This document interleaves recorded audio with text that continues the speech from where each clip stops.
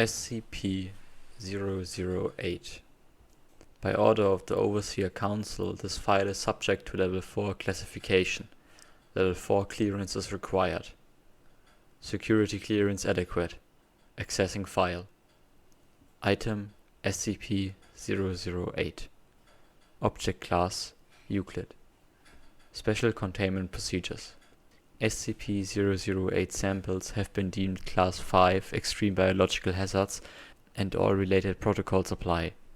Incineration and irradiation measures will be deployed in the event of political or military action, which may result in the facility being dismantled. A power failure or zero communications from the operatives or outside channels during any given 8-hour period. The quarantine period for operatives leaving the facility is 4 months. If a breach has occurred, incineration and irradiation measures shall be deployed. It should be the policy of all G2 sites to not prepare an evacuation procedure.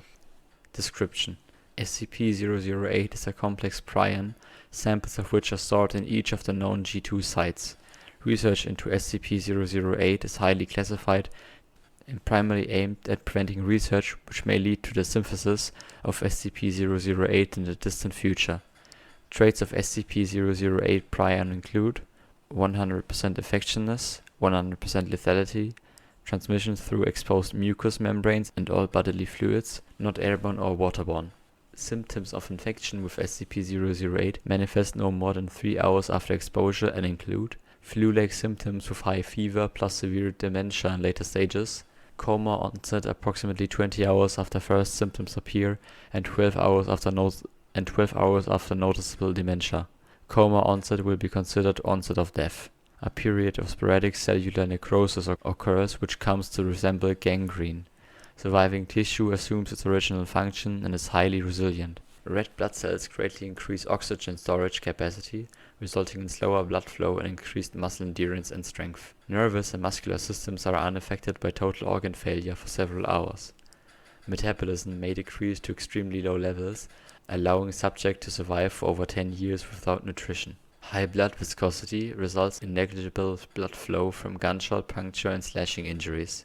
Conditioned behavior, motor controls and instinctive behavioral mechanisms are damaged, and cognitive abilities are severely retarded and erratic. Animals experience excessive brain necrosis and are inactive. Subject can adapt to its damaged nervous system but is limited to basic physical activities, including standing up, balancing on 2 legs, walking, biting, grabbing and crawling. Subject will energetically move towards sights, sounds and smells it associates with living humans.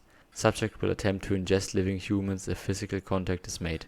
Neutralizing fully infected subjects requires significant cranial trauma. There is strong evidence to suggest SCP-008 itself did not form naturally on Earth, since variants of similar complexity would have displaced much of the ecosystem.